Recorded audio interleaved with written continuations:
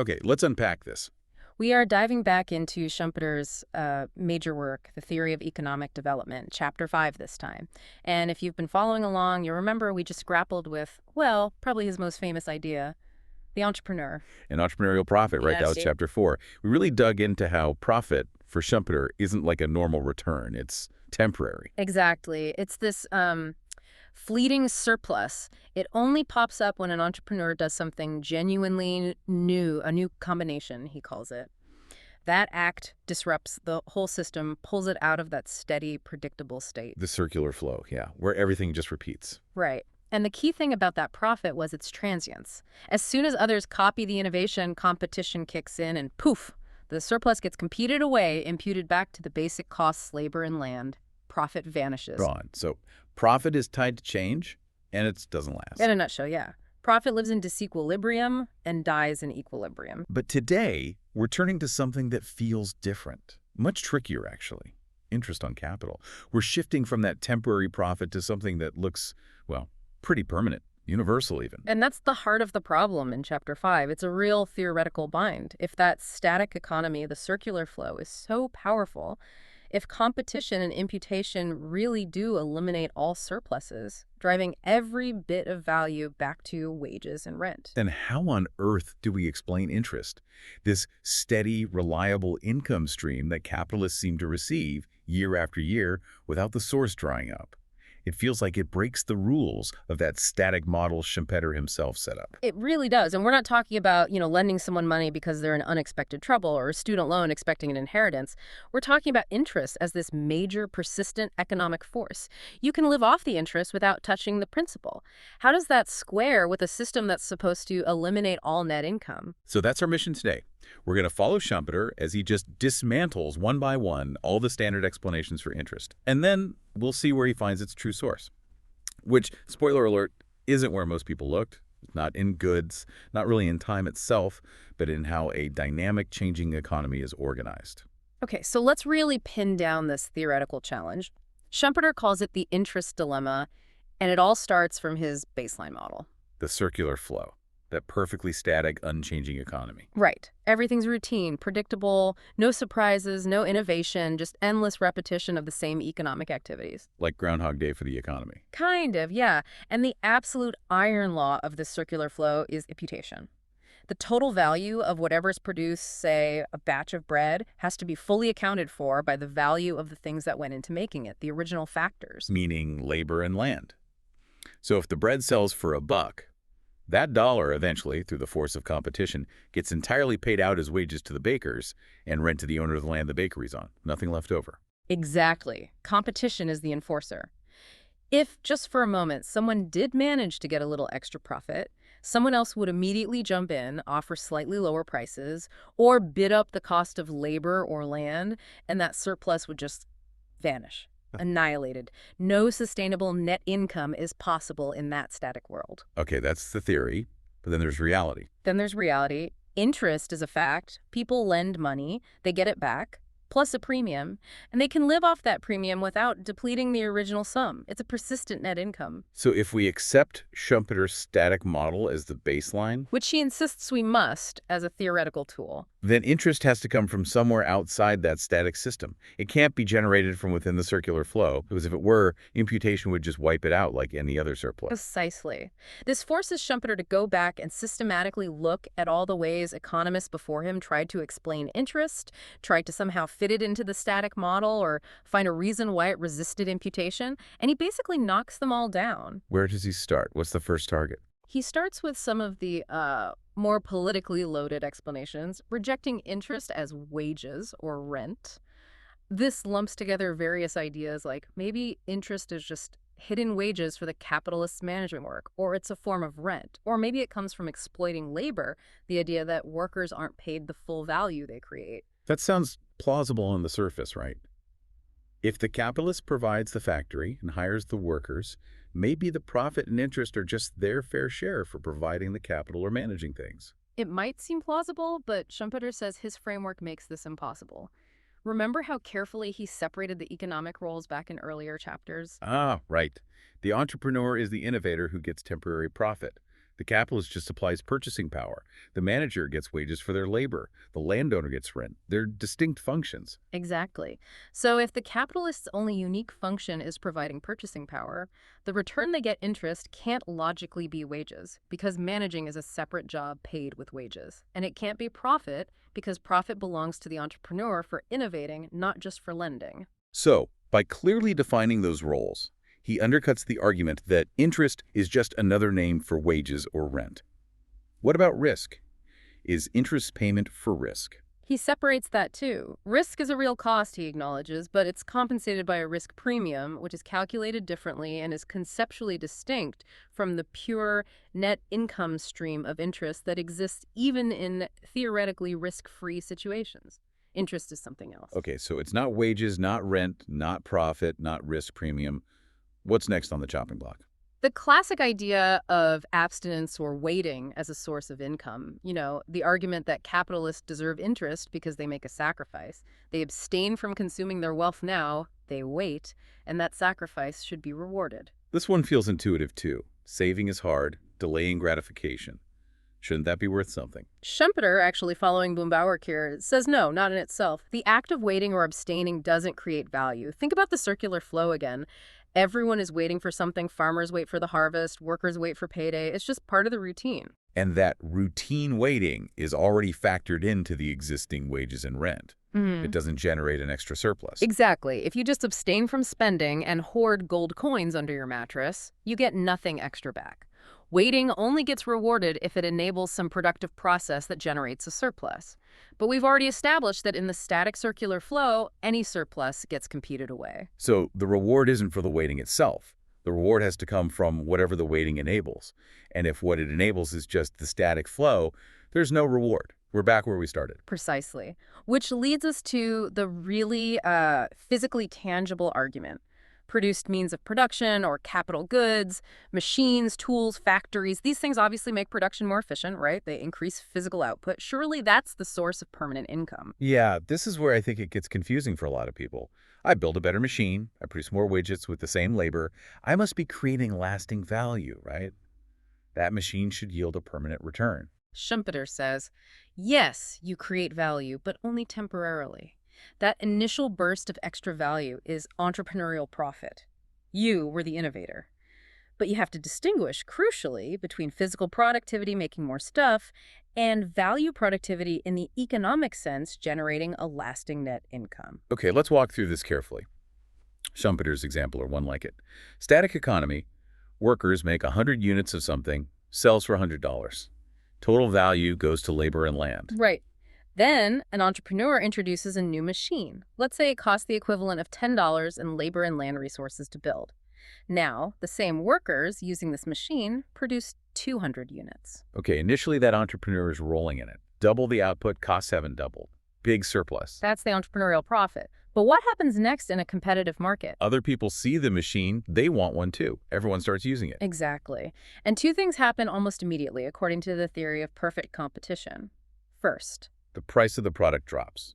Suddenly there's twice as much supply flooding the market. Correct. The price falls until that extra physical output doesn't translate into much extra revenue. And second, what about the value of the machine itself? Does its value stay high because it's so productive? No, that's the key. Imputation works on the machine too. The extra value the machine helps create is immediately attributed back to it, but competition then forces the value of the machine itself down to the cost of the labor and land needed to produce the machine. So the machine's value collapses back to that original $10 cost of its inputs. Pretty much. Once a machine becomes standard, part of the new circular flow, it doesn't generate a new surplus anymore. It's just a tool facilitating the routine production of goods, and the value flows through it back to the original factors and the cost of making the machine. It doesn't accumulate value itself. It enabled a temporary profit for the innovator, but once it's common knowledge, it just becomes part of the baseline cost structure. Schumpeter uses a great analogy. He says, imagine a coat with a banknote hidden in the pocket. That coat is worth more than an identical empty coat. But the coat didn't produce the banknote's value. It just contains value created elsewhere. The machine is like that it contains the value of the labor and land used to make it, but once it's running in the circular flow, it doesn't inherently add a permanent net income stream. And this applies even to things that reproduce, like seeds or livestock.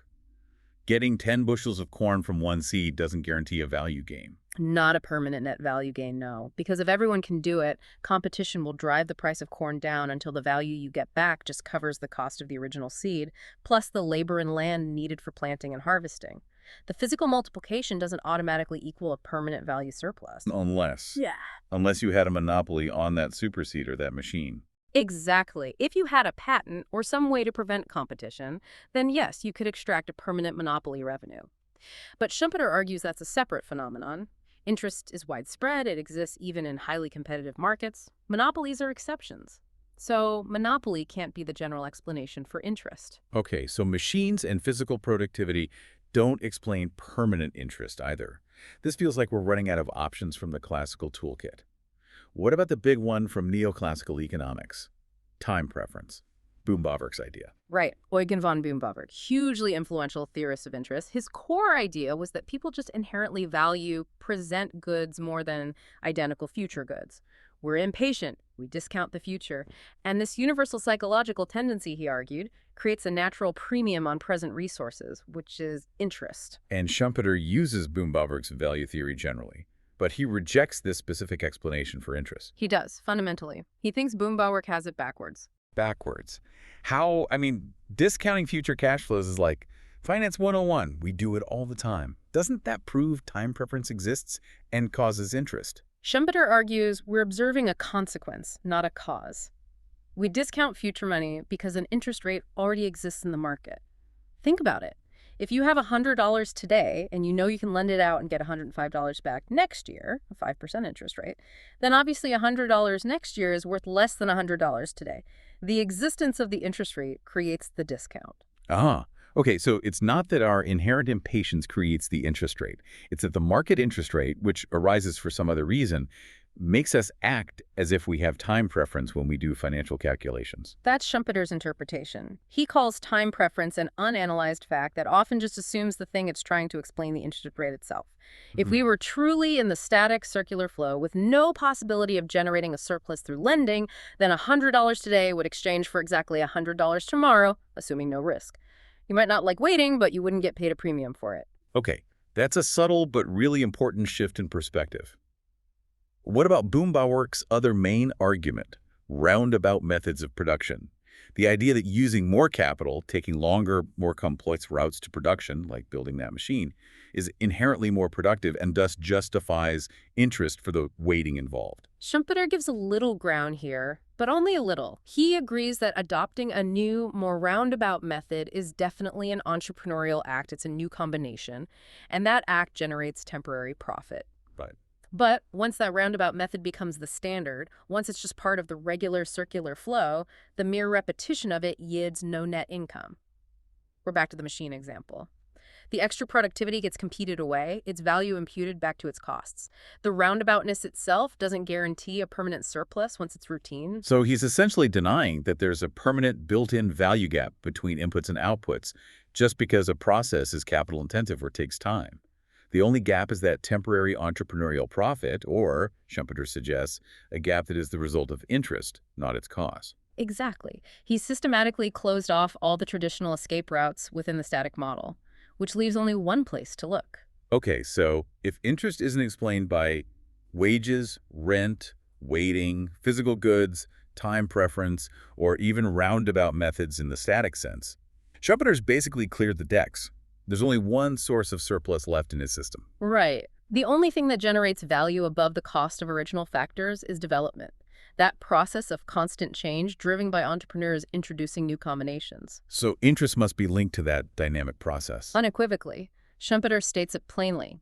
Interest, as this big social phenomenon, is entirely a product of the great waves of change that development unleashes on the economy. His crucial line is, the static economy knows no productive interest. Okay. So the source of the value that eventually pays interest has to be the surplus values generated by development. Where do those come from again? Primarily, they come from entrepreneurs successfully implementing new, more profitable ways of using resources, the core entrepreneurial profit.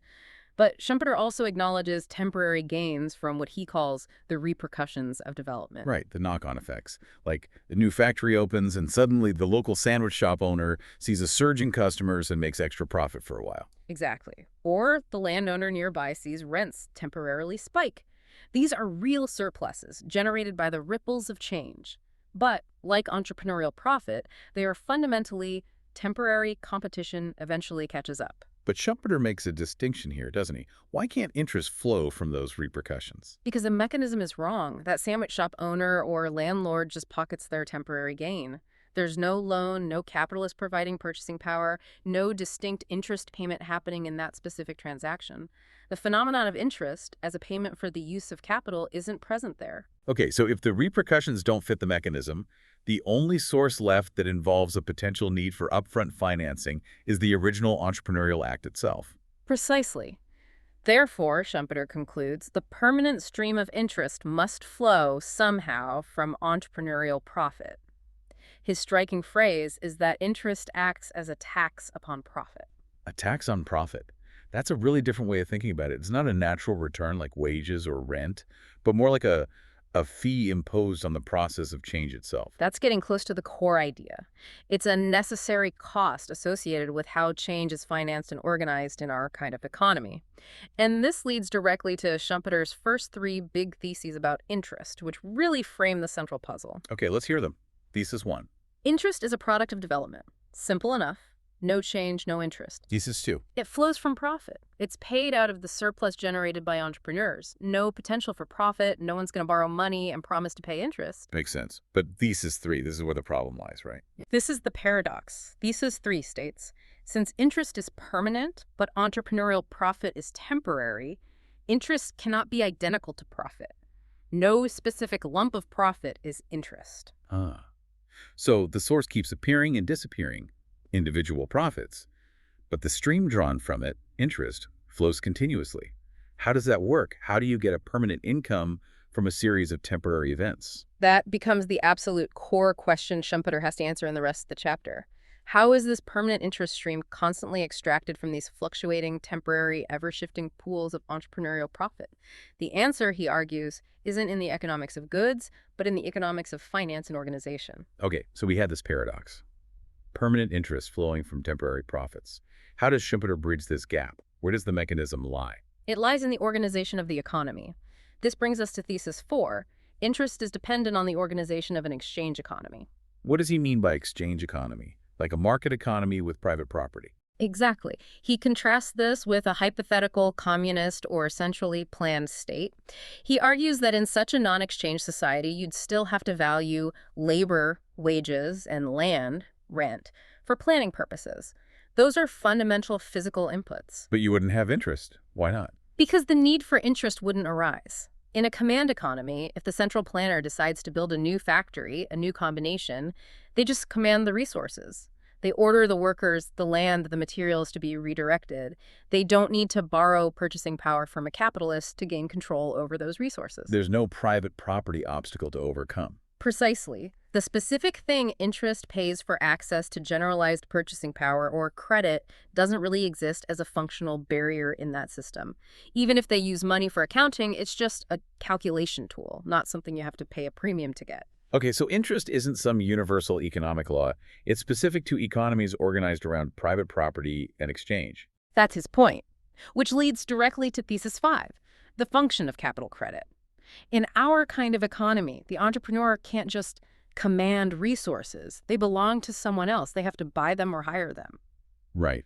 And how do they do that if they're starting something new? Well, if you're an established business in the circular flow, you're typically financed by your ongoing sales. Revenue comes in, pays the costs, repeat. No special capital needed beyond routine working funds. But the entrepreneur is breaking the routine. They don't have receipts from the new venture yet. So they need upfront funds.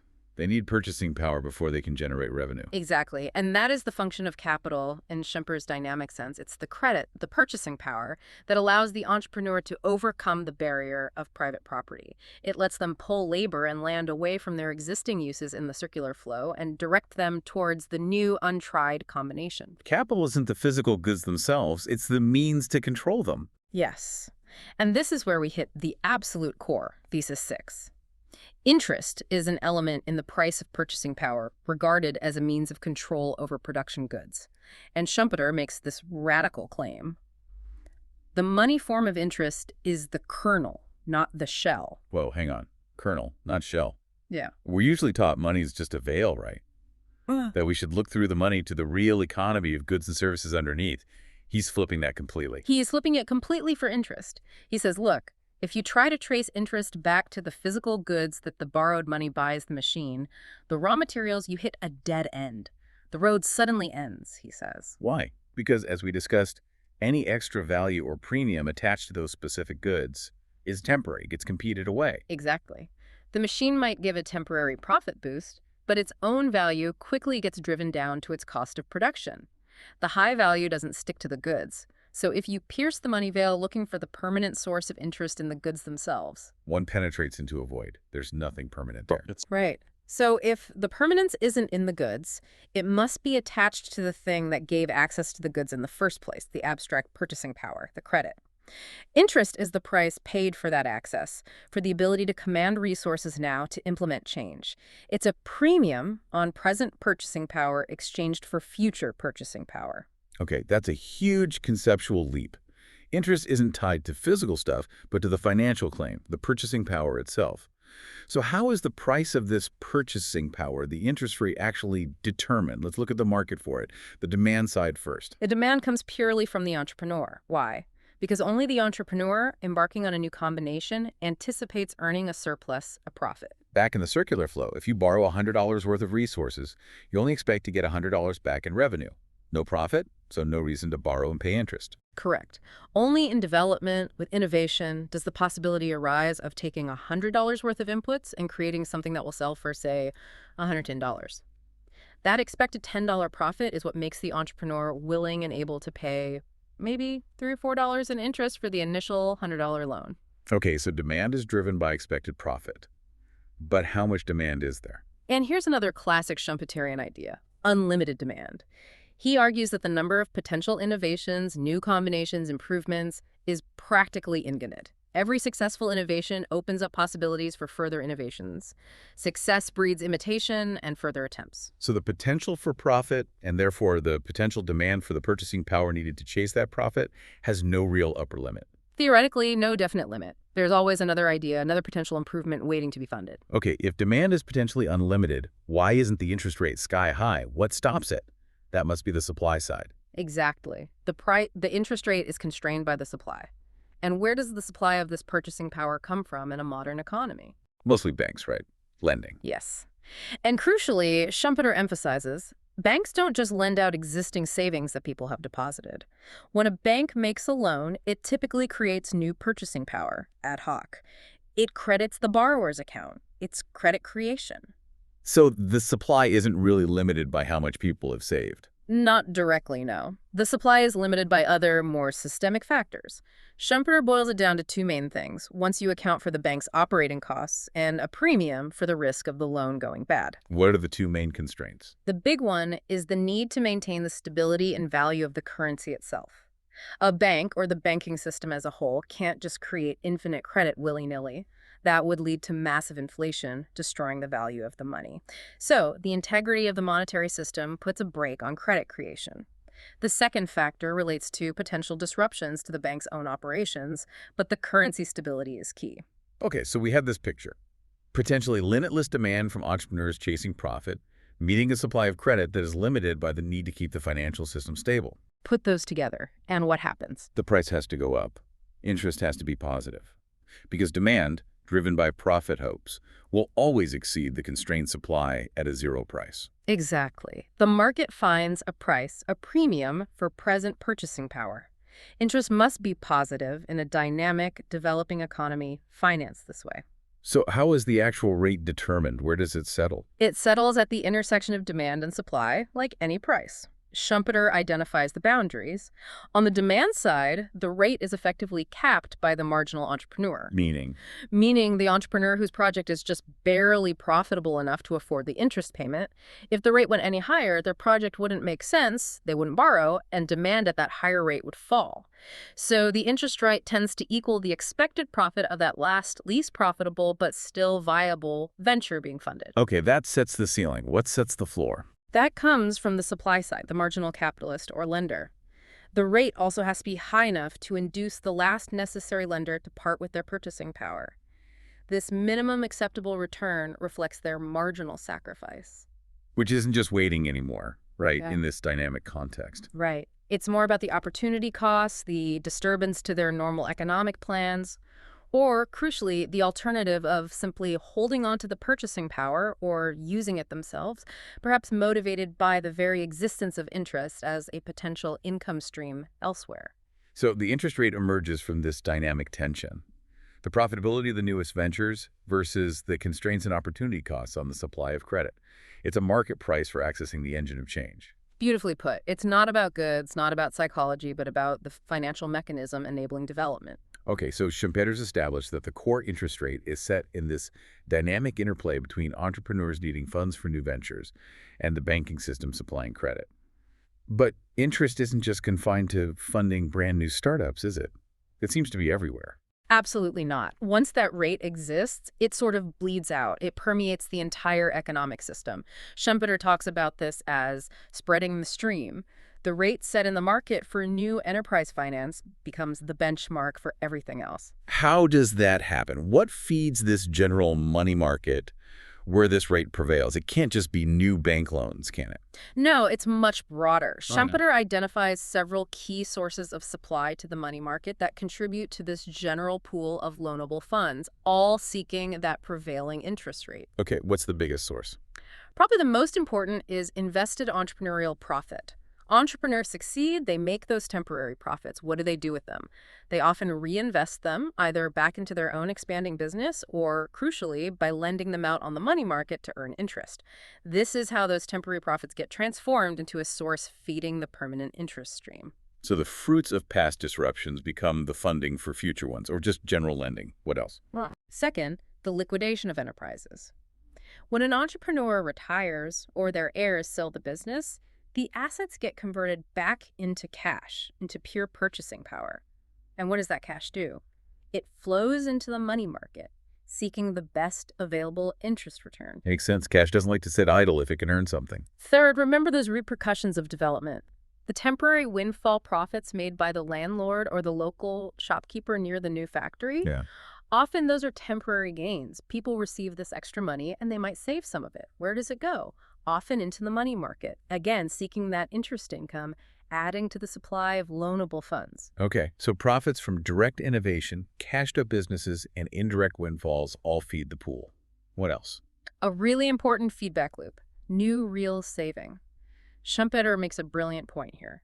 In the static circular flow, there's not much incentive to save beyond basic prudence because money saved just retains its value, it doesn't grow.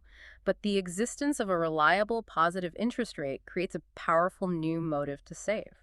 Because now, saving isn't just deferring consumption, it's a way to generate a permanent income stream. Exactly. People save more than they otherwise would, specifically because they can earn interest.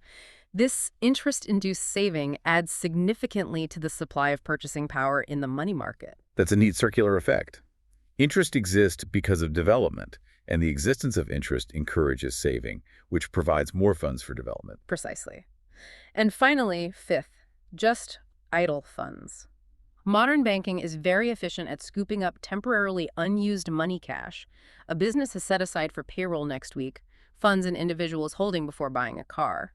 Banks gather these small, temporary pools and lend them out, adding to the overall liquidity and supply in the money market. Okay, so you have this huge, constantly replenished pool of purchasing power from all these sources, all seeking the market rate of interest. What effect does the mere existence of this universal rate have on businesses that aren't innovating?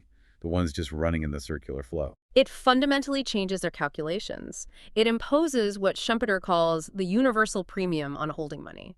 Because any unit of purchasing power could be lent out to earn the market interest rate, time itself becomes an element of cost in every single economic decision. How so? Think about that established, non-innovating factory owner. Let's say they have $1,000 in cash sitting around that they don't immediately need for operations. Even if they're just part of the circular flow, they now face an opportunity cost. They could lend that $1,000 out and earn, say, 5% interest. So if they keep that $1,000 cash in their own business, they are implicitly paying that 5% interest. They're foregoing that potential income. Exactly. The business has to justify holding on to that cash by earning at least the equivalent of the market interest rate through its internal use. Every bit of purchasing power, Schumpeter says, has to fight against the current that attempts to draw it into the money market. Interest becomes a universal benchmark, a hurdle rate, even for static operations. It forces efficiency and rational allocation everywhere. Wow. Okay, so it really does permeate everything. This leads then to how we value assets, right? The capitalization rule. Yes. Schumpeter is still careful he doesn't call physical assets capital in his core definition. Capital is the purchasing power. But he acknowledges that things which reliably generate an income stream and can be bought and sold get valued as if they were capital based on the interest rate. And this applies mainly to things with truly permanent income streams. Right. Primarily land, which generates rent, and things like perpetual monopolies or patents, which generate monopoly revenue. Because these income streams are expected to last forever, their market price gets directly linked to the interest rate through competition. How does that work? The rule itself. It's simple arbitrage, really. The price or capital value of that piece of land or that patent must settle at a level where the annual income, rent, or monopoly profit is equal to the return you'd get by lending the same amount of money at the prevailing market interest rate. So if the market interest rate is 5% and a piece of land generates $100 in rent per year forever, then the price of that land will be computed up or down until it reaches $2,000. Because $2,000 lent out at 5% also yields $100 per year. If the land price were lower, say $1,500, everyone would rush to buy the land, getting a 6.7% yield, instead of lending at 5%, driving the price up. If it were higher, say $2,500, a 4% yield, everyone would sell the land and lend the money instead, driving the price down. so the interest rate acts like a universal conversion factor between a permanent income stream and a lump sum capital value. Exactly. It's the discount rate applied to perpetual income. And because of this mechanism, Schumpeter notes, practical business people tend to talk about all sorts of income-generating assets, except maybe wages, as yielding interest. They might say, my rental property yields 6% interest. Even though technically it's yielding rent, not interest in Schumpeter's strict definition. Right. He calls this common usage brachyanalogy a kind of useful shorthand or elliptical expression. It recognizes that all permanent returns are measured against the benchmark of the interest rate. But this shorthand, this elliptical expression, can be dangerous. It can lead to dangers of misinterpretation, practical errors. Very dangerous, especially when people apply it incorrectly to income streams that are not permanent, like temporary entrepreneurial profits or the quasi-rents earned by specific assets before competition erodes them. And the prime example he uses is the shareholder in a regular company. Yes, it's a stark warning. Think about a shareholder in a company that's not a monopoly and doesn't own unique land. Let's say the company had a great innovation, made huge profits for a few years, and paid big dividends. The shareholder might think, great, this stock yields 10% interest. But that profit was temporary entrepreneurial profit. It's going to fade as competitors catch up. Exactly. What the shareholder might be receiving as a dividend could actually be, in part or whole, just a return of their original capital investment disguised as income. Once the unique profit disappears, the company might only be earning the basic return covering its labor and land costs and maybe depreciation. The high yield vanishes. So, mistaking temporary profit for permanent interest can lead investors to think they have a lasting income stream when, in reality, the underlying source is drying up. Precisely. Schumpeter warns that the idea of getting a lasting income equivalent to interest from owning shares in a single non-monopolistic business is often a fallacy. The overall interest rate in the economy is permanent because new profits are always emerging somewhere else to be taxed. But the profit of any one specific venture is usually temporary. That's a crucial distinction. The permanence is in the system, fueled by continuous change, not in the individual components. Hashtag tag outro. So let's try and wrap this up. What's the big takeaway from Schumpeter's deep dive into interest? We've followed him tearing down the old theories and building his own quite radical explanation. Yeah, he's definitely taken interest out of that static world of goods and time preference. For him, it's fundamentally a product of change, of development, specifically within a market economy based on private property and credit. Right. And it's important to stress he's not trying to morally justify interest here. He's acting as an analyst, an E4, as he sometimes puts it, just explaining why it exists and how it functions. And his explanation is that it's not really a reward for anything fundamental like waiting or saving in themselves. It's more like a functional necessity, a kind of toll booth on the road of development. That's a good way to put it. He calls it a necessary brake on development, or more vividly, a tax on entrepreneurial profit. Why is the break necessary? Because remember, the potential demand for funds from entrepreneurs is theoretically limitless. There are always more ideas than available resources. The interest rate acts as the price that rations the limited supply of credit. It ensures that the available purchasing power flows to the ventures that promise the highest returns, the ones deemed most likely to succeed and generate the profit needed to pay the interest. It allocates resources for change. So it directs the flow of innovation in a way, channeling funds towards the most promising disruptions. That's the idea. It acts as the E4, the overseer, allocating the means of change. And critically, Schumpeter points out, this tax is levied on the entrepreneur, the one earning the profit. It doesn't inherently take away from wages or rent the incomes generated in the underlying circular flow. It's a deduction from the surplus created by change itself. Which leaves us, and you, the listener, with some big things to chew on. If interest is the price of disrupting the status quo via credit, is it really a reward for patient waiting?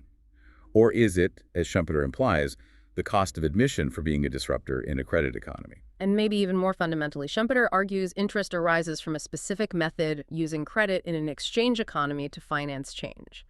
If that's true, could we imagine a different way? Could a dynamic, innovative capitalist system function without the phenomenon of interest as we know it? Is it theoretically conceivable? Heavy questions. We've now explored Schumpeter's engine of change, the entrepreneur seeking profit, and the fuel line and regulatory mechanism, the capitalist providing credit and the resulting interest rate. All the core pieces of his dynamic theory are on the table. The machine is built. Now we get to see it run on a grand scale. Exactly. Next time, we connect all these micro-level dynamics, the entrepreneur, the profit, the credit, the interest, to the big picture. We'll see how these forces interacting inevitably generate the large-scale fluctuations we observe in the economy. The business cycle. That's the ultimate visible manifestation of Schumpeter's entire dynamic model. Join us then.